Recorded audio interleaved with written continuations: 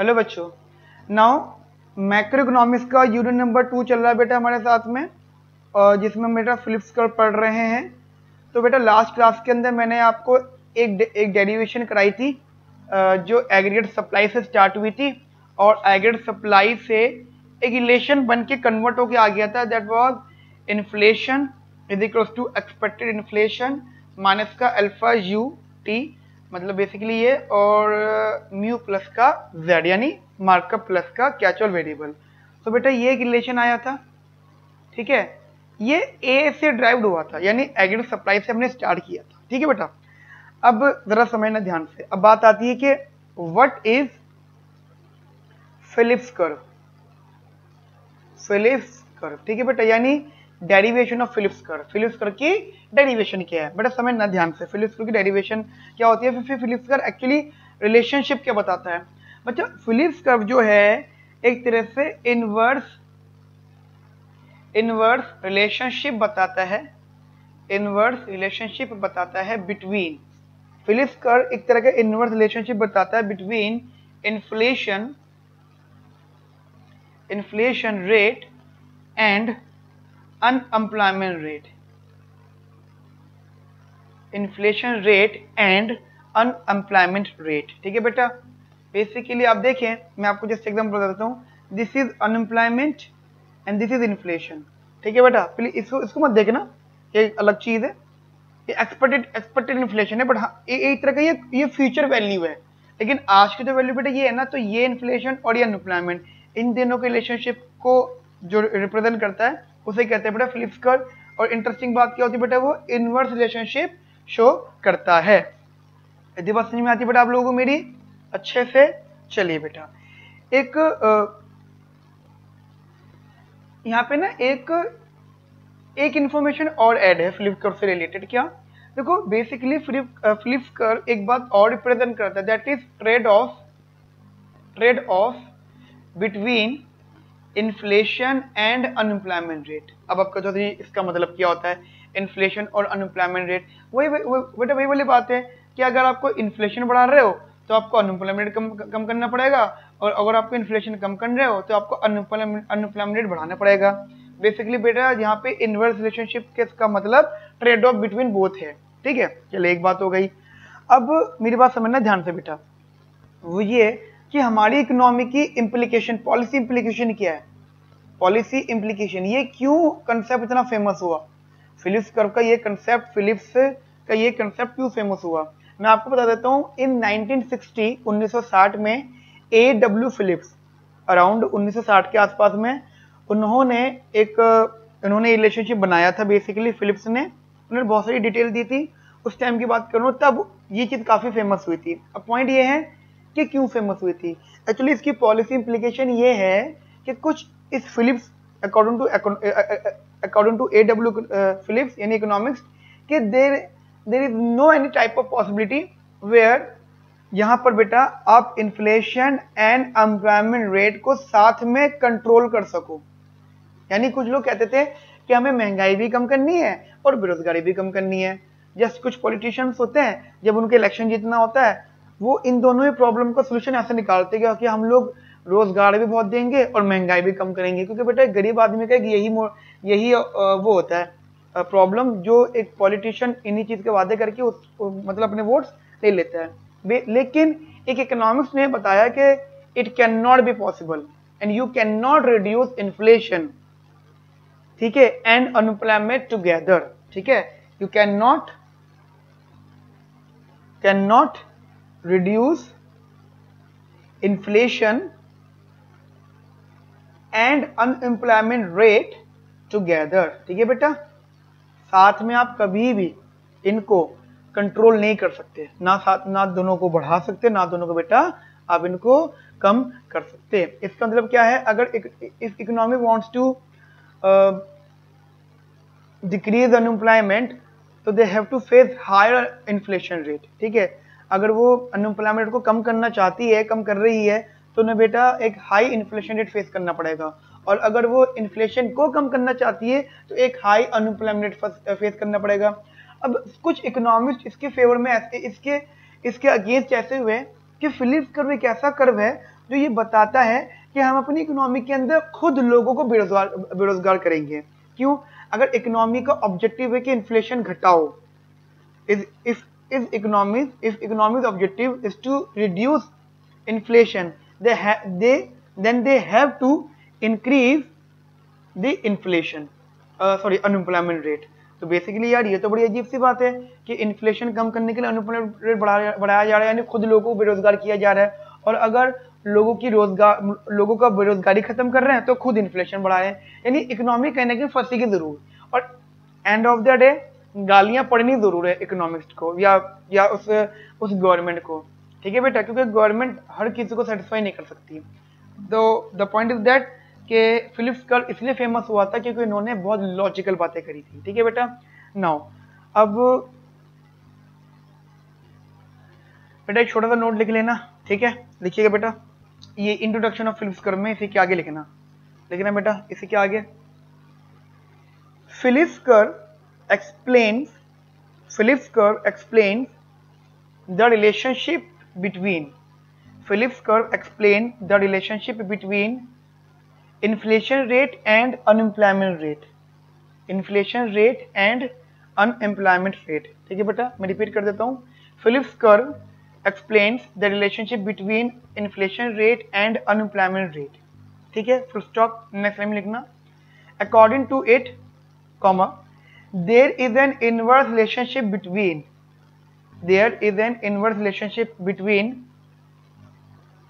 unemployment rate and inflation rate, full stop। लिखना बेटा आगे कंटिन्यू, फुल स्टॉप करके, it means there is trade-off between inflation rate and unemployment rate, full stop।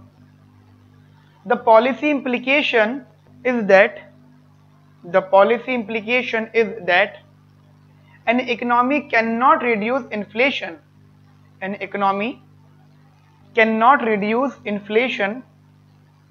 rate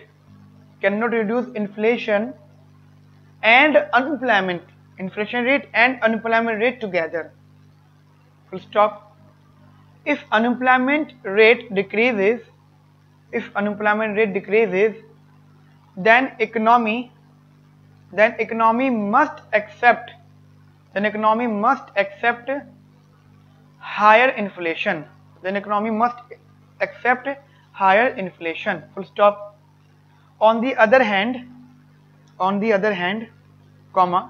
if economy reduce inflation, then it leads to higher unemployment rate, full stop, ठीक है बेटा। चलिए आगे बात करते हैं हम लोग थोड़ी सी बेटा इसके कंटिन्यूएशन में। सबसे पहले तो आप एक पैराग्राफ और लिख लो बेटा। देखो मैं आपको बता देता हूँ छोटी सी चीज है कि सबसे ओरिजिनली, आप चलिए लिख लीजिए बेटा, original form of Phillips curve was given around 1960s। Repeat कर रहा हूँ, original form of Phillips curve was given around 1960s by A.W. Phillips, full stop। Before that period, inflation in some years was positive, कुछ years में positive रहता था and कुछ years में negative रहता था, ठीक है। मैं रिपीट कर देता हूँ, inflation in some years was positive and in some years it was negative, full stop. It means average inflation was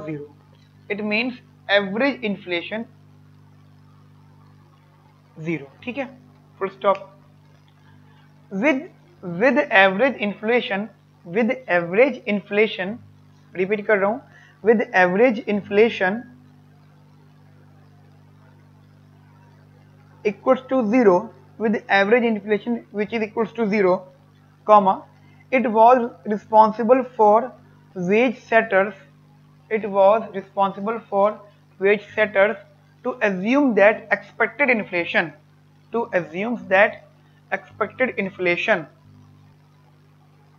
will be zero.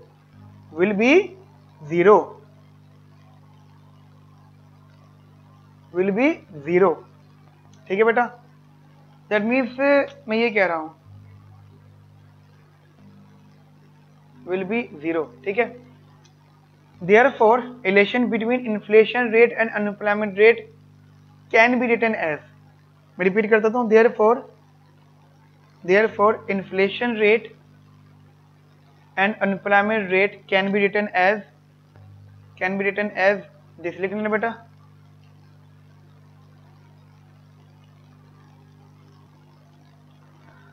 ठीक है बेटा, ये आपने लिखा इधर. चलिए जी देखिएगा, दिस इनवर्स, थोड़ी सी थ्योरी है इसमें, ठीक है. This inverse relation between inflation rate, repeat कर रहा हूं बेटा, this inverse relation between inflation rate and unemployment rate was found by Phillips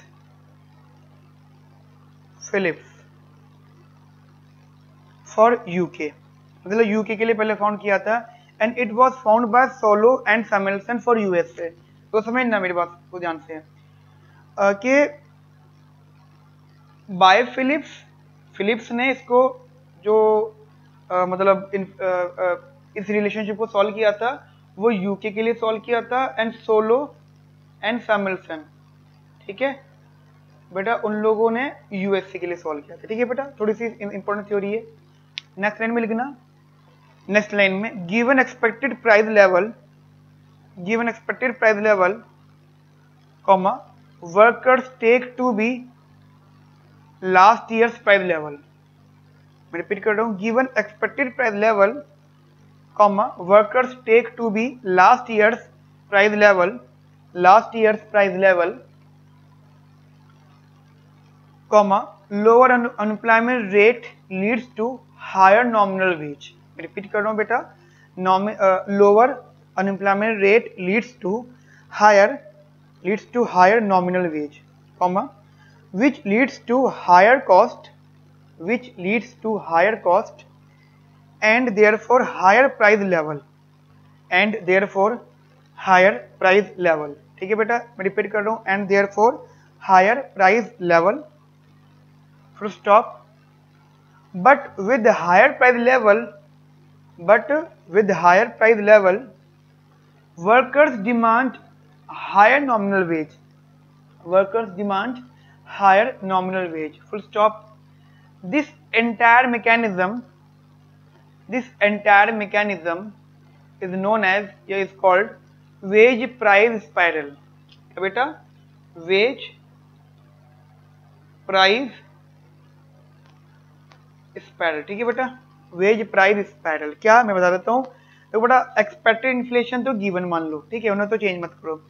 फिर क्या कहते हैं, वर्कर जो है ना लास्ट ईयर्स के प्राइस को मानते थे, तो वर्कर एज्यूम करते थे PT -1. समझ रहे मेरी बात को, और ये बात हो गई. फिर वो कहते हैं जितना अनएम्प्लॉयमेंट रेट कम होगा, बेसिकली अनएम्प्लॉयमेंट जितना कम होगा उतनी बेटा नॉमिनल वेज बढ़ेगी, और जितना नॉमिनल वेज बढ़ेगी तो आपको पता ही है बेटा आपको कॉस्ट बढ़ेगी.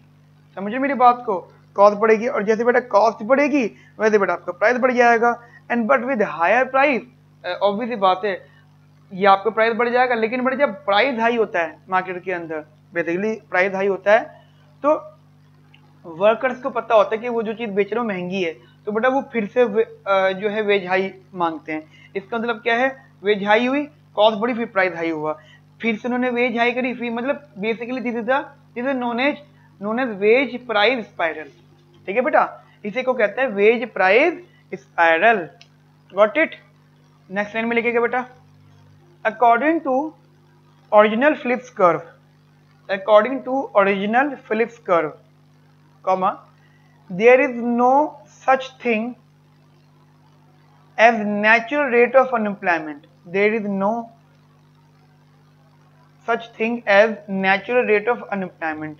Full stop. The economy can reduce unemployment forever, repeat करो बेटा, the economy can reduce unemployment forever. बेटा फॉर एवर वर्ड को अंडरलाइन करना क्योंकि ये इंपॉर्टेंट है, forever comma if it is willing to face high rate of inflation.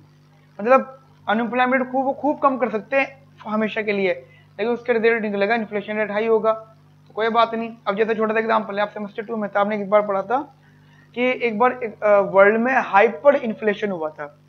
अब hyper inflation बेटा वो इन्फ्लेशन होता है जो बहुत ही ज्यादा होता है।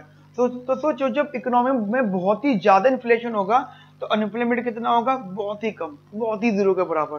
तो ठीक है ना, अनएम्प्लॉयमेंट रेट बहुत कम है तो इन्फ्लेशन ज्यादा है, तो बेसिकली ये इसको शो कर रहा है। इतनी बात समझ में आई बेटा आप लोगों को मेरी अच्छे से? चलिए नाउ अब थोड़ी सी इंटरेस्टिंग बात सुनो। पहली बात तो ये एक कह सकते हैं कि एप्लीकेशन भी डिस्कस कर सकता हूँ मैं आपसे यहाँ पे, ये हो सकता है एप्लीकेशन है, बेसिकली एप्लीकेशन है, इसका नाम है चेंजेस इन डेटा, या रीडिंग के हिसाब से नाम सुने तो म्यूटेशन और चेंजेस। ठीक है बेटा, बेसिकली होता है हुआ क्या था इस एप्लीकेशन में, इस कंसेप्ट में। नॉर्मली सबको लगता था कि 1960s के अराउंड जो A.W. फिलिप्स ने यूएस की इकोनॉमी के लिए जो रिलेशनशिप बनाया था बेटा, वो 1960s में यूएस इकोनॉमी में फिट हो गया था, क्योंकि यूएस इकोनॉमी के अंदर यही हुआ था, मतलब 60s तक की बात कर रहा हूं मैं, कि वहां पे बेसिकली अनएम्प्लॉयमेंट रेट, जो उनका अनएम्प्लॉयमेंट रेट था वो सिग्निफिकेंटली कम हुआ था, और जिसकी वजह से उनका इन्फ्लेशन हाई हो गया था। तो ये तो कंफर्म हो गया था कि ये रिलेशन वैलिड है, क्योंकि यूएस इकोनॉमी ने इस रिलेशन को अपनी इकोनॉमी में फेस कर लिया था। यहाँ तक तो बात समझ में आ गई थी। लेकिन बेटा जरूरी नहीं था, क्योंकि 1970s में 1970 में यूएस इकोनॉमी ने इस रिलेशनशिप को टूटते हुए देखा, यानी ये रिलेशनशिप टूट गया था, ब्रोक हो गया था। ठीक है, उस टाइमिंग पे रीजंस थे, मानते बात गाइस, उस टाइम रीजंस होंगे, लेकिन हाँ ये मान लेंगे कि 1960 में जो इनवर्स रिलेशनशिप था ना, inverse relationship between inflation and unemployment rate बेटा वो वैनिश्ड हो गया था। मतलब फिलिप्स की थ्योरी खत्म, बिल्कुल खराब हो गई, वैनिश्ड हो गई, बिल्कुल रफा दफा हो गई। क्यों? क्योंकि उनका इनवर्स रिलेशनशिप खराब हो गया था, बेसिकली उस टाइम डायरेक्ट रिलेशनशिप आ गया। ठीक है, कुछ लोग तो ये भी कहते हैं, according to some economics, basically कुछ लोगों की, मतलब इकोनॉमिक्स की बात कर रहा हूँ, हमारे गली मोहल्ले वाले लोगों की बात नहीं कर रहा मैं, कुछ लोग तो ये भी कहते हैं कि माना फिलिप्स की थ्योरी 1960s की है, बट जो ग्रेट डिप्रेशन आया था 1929 के अंदर, उसके पीछे भी यही रीजन था। मतलब अगर उस टाइम लोगों को या उस टाइम के इकोनॉमिस्ट को पता होता है, क्लासिकल इकोनॉमिक्स को, कि इन्फ्लेशन और अनएम्प्लॉयमेंट रेट का इनवर्स रिलेशनशिप होता है और इसको ऐसे मेंटेन किया जा सकता है, तो शायद चीजें सॉर्ट आउट हो जाती। ठीक है, लेकिन हाँ 1970s में बेटा ये रियलाइज हो गया कि भाई इन फिलिप्स कर्व हर जगह वैलिड नहीं है, फिलिप्स कर्व वैलिड है पर हर जगह वैलिड बेटा वो नहीं है। ठीक है, चलिए अब उसकी बात आती है उसकी रीजंस क्या है। तो थोड़ा बेटा एक काम करिए, थोड़ा इसका इस एप्लीकेशन का नोट लिख लीजिए। ठीक है बेटा, इस एप्लीकेशन का एक छोटा सा नोट लिख लीजिए, एंड देन गाइस हम लोग इसको कंटिन्यू करेंगे। ठीक है ना बेटा, इसी के नीचे during 1960s, comma, the unemployment rate in the US economy falls significantly.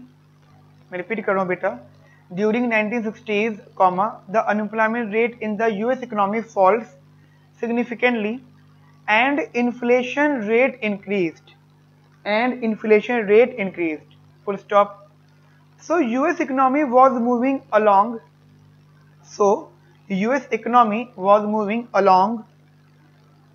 original Phillips curve, full stop. But around 1970s, the relationship between inflation and unemployment rate, मैं repeat कर रहा हूँ बेटा, but around 1970s, the relationship between inflation rate and unemployment rate broke down, that is original Phillips curve vanished. That is, original Phillips curve vanished. The reasons behind, या ऐसे नहीं लिखना बेटा, ये लिखना फुल स्टॉप करके, there are two main reasons for it. There are two main reasons for it. ठीक है बेटा, बात समझ में आती मेरी आपको? चलिए जी, तो बेटा सबसे पहला जो रिलेशनशिप है या सॉरी सबसे पहला जो रीजन है वो है increase in the price of oil. Price of oil, ठीक है बेटा, increase in the price of oil. बात समझ में आती है बेटा मेरी आप लोगों को? तो नहीं, ठीक है, समझना मेरे बात ध्यान से. एक्चुअली हुआ क्या था 1970s में, 1970 के टाइमिंग में ओपेक, पता आपको ओपेक वर्ल्ड का एक कह सकते हो रॉ मटेरियल, ओपेक मतलब ऑयल, कच्चा तेल, उसका एक पूरी फर्म है, जो भी पूरा इंस्टीट्यूशन था वो उस टाइम फॉर्म हुआ था, ऑयल ओपेक, ठीक है. अब जब ये फॉर्म्ड हुआ तो ऑब्वियस ही बात है जैसे जैसे ही बना तो एकदम से इंस्टेंटली बेटा या इमीडिएट बेसिस पर शार्प इंक्रीमेंट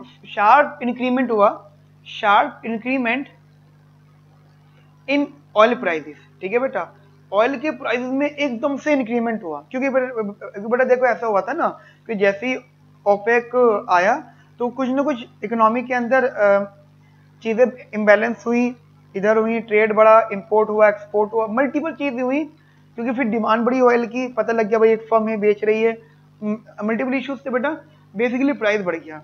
अब बेटा जब प्राइस बढ़ा तो ऑब्वियस बात है प्राइस बढ़ने पर, अच्छा प्राइस किसका प्राइस बताओ, किसका प्राइस? बेसिकली ऑयल का प्राइस. एंड ऑयल बेसिकली एक रॉ मटेरियल है जो मल्टीपल मेथड्स में यूज होता है, जो मल्टीपल बिजनेस में बड़ा यूज होता था और आज भी होता है. तो ऑयल का प्राइस बढ़ गया. जैसे ऑयल का प्राइस बढ़ा तो ऑब्वियस बात है उन्होंने एकदम मार्कअप बढ़ा दिया, क्योंकि एक ऐसी कॉस्ट बढ़ गई जो उनकी मार्जिनल कॉस्ट का पार्ट नहीं थी. बेसिकली खर्च तो नहीं हो रहा था, वर्कर तो नहीं ले रहा था, लेकिन जो वर्कर रॉ मटेरियल यूज कर रहा था ऑयल, वो महंगा हो गया. अब जब वो महंगा होता है बेटा मार्कअप बढ़ गया, और जो बेटा जैसे मार्कअप बढ़ा वैसे ही आपको पता ही है प्राइस ऑफ द इकोनॉमी की वजह से इन्फ्लेशन ऑफ द इकोनॉमी बढ़ गया, यानी इन्फ्लेशन बढ़ गया but at a given unemployment rate. ठीक है बेटा, at a given unemployment rate, यानी अनएम्प्लॉयमेंट रेट तो सेम उतना ही था लेकिन बेटा इन्फ्लेशन रेट बढ़ गया. इतने बात समझ में आती है बेटा आप लोग मेरी अच्छे से? चलिए एक नोट लिख लो, बस इसी का नोट है, लिख लो बेटा. During 1970s comma OPEC was formed which caused sharp increase in the price of oil, full stop. To counter this comma firms increased their markup,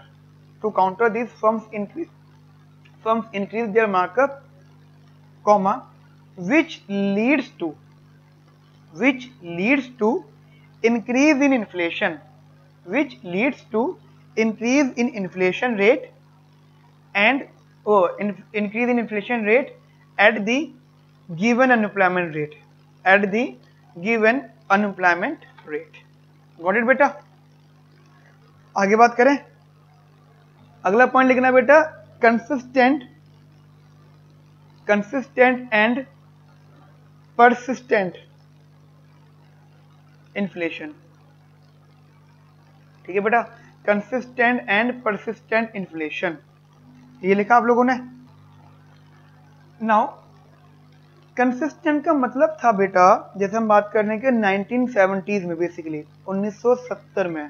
ठीक है बेटा, 1970 में 1970s में जो इन्फ्लेशन था वो बेटा कंसिस्टेंट था. इन्फ्लेशन वाज कंसिस्टेंट का मतलब हो जाता है बेटा कि मान लो एग्जाम्पल कि जैसे, ओके दोबारा सुनो ध्यान से, मैं ये बोल रहा हूँ कि 1970s में बेसिकली हमारा जो इन्फ्लेशन था वो बेटा कंसिस्टेंट था. कंसिस्टेंट का मतलब कि जैसे पहले होता था ना कि मतलब पॉजिटिव होता था, फिर और साथ साथ जो नेगेटिव होता था, लेकिन बेसिकली वो कंसिस्टेंट पर रहता था। कंसिस्टेंट का मतलब था कि अगर वो बढ़ रहा है तो बढ़ रहा है, कम होता कम हो रहा है, ठीक है। इससे पहले प्लस होता था या फिर माइनस होता था, जो कि कंफ्यूजन क्रिएट करता था बेटा, ठीक है, क्योंकि no one determine the actual inflation and no one predict the inflation, ठीक है। तो ये बेटा पहली बात तो ये सॉर्ट आउट हुई क्योंकि कोई कंसिस्टेंट होने लगा, ठीक है। चलो यहाँ तक तो बात समझ में आ गई। साथ साथ बेटा वो परसिस्टेंट भी होने लगा। अब परसिस्टेंट का मतलब क्या होता है, जरा समझ लेना।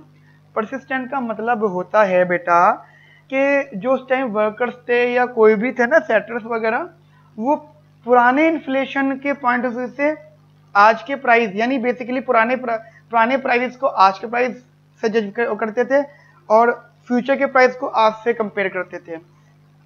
वो कहने का मतलब बेटा कि एक साल का इन्फ्लेशन, मतलब पिछले साल का इन्फ्लेशन, लास्ट ईयर का इन्फ्लेशन अगले साल के लिए फॉलो किया जाता था, ठीक है बेटा। लास्ट ईयर का इन्फ्लेशन जो था कमिंग ईयर के लिए, फिर करंट ईयर के लिए फॉलो किया जाता था।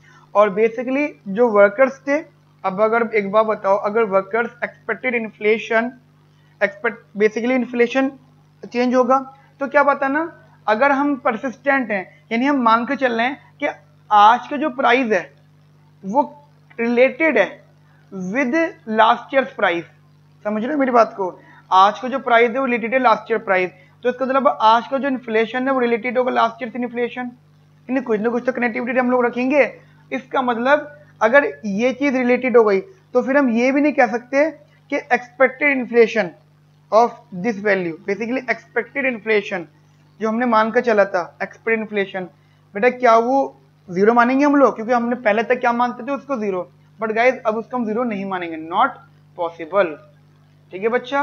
एक्सपेक्टेड इन्फ्लेशन को जीरो ज्यादा टाइम तक नहीं मान सकते, क्योंकि बेटा चीजें वेरी करने लगी। अब हर चीज प्री इन्फॉर्मेशन पर बेस्ड है, अब जब प्री इन्फॉर्मेशन पर बेस्ड है बेटा, तो बेटा फिर बेटा कुछ भी चीज जीरो नहीं हो सकती। और इस पॉइंट से भी बेटा कि हमारी इकोनॉमी के अंदर अगर इन्फ्लेशन, एक्सपेक्टेड इन्फ्लेशन ज्यादा टाइम तक जीरो नहीं रहेगा, तो बेटा एक हाई इन्फ्लेशन के साथ में जो वेज सेटर्स होंगे वो हाई नॉमिनल वेज डिमांड करेंगे, ठीक है। बेसिकली विद हाई इन्फ्लेशन, अगर इन्फ्लेशन हाई होगा हमारे सामने इन्फ्लेशन बेटा, तो जो वेज सेटर्स होंगे, वेज सेटर्स बेटा they demand high nominal wages, basically they demand high nominal wages, high nominal wages. अब बेटा मुझे एक बताओ, क्या हर कोई प्रोड्यूसर हाई वेज देने के तैयार हो जाएगा? हर कोई प्रोड्यूसर हाई वेज देने के लिए तैयार हो जाएगा? बेसिकली वो लोगों की बार्गेनिंग पावर बढ़ गई, यानी लोगों का वेज की डिमांड ज्यादा कर रहे हैं, तो बेटा क्या होगा, अनएम्प्लॉयमेंट रेट कम होने लग जाएगा, this will result lower unemployment rate, ठीक है बेटा। तो इसका मतलब क्या हुआ यहाँ पर, ठीक है, ओके बेटा, इतनी बात आप समझ में आ गई आप लोगों को अच्छे से, ये वाली बात, दैट इज अनएम्प्लॉयमेंट रेट कम हो जाएगा। नाउ बेटा छोटा सा नोट लिख लीजिए, इसी का ही एक नोट है वो लिख लीजिए बेटा आप लोग, ठीक है ना। During 1970s, comma, the inflation was consistent, that is rather than being sometimes positive and sometimes negative, inflation becomes consistently positive, full stop. Also the inflation becomes persistent,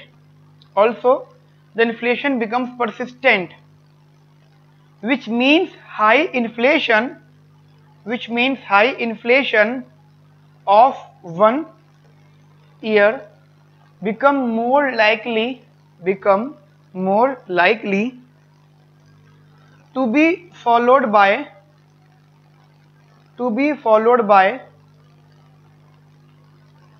high inflation of next year,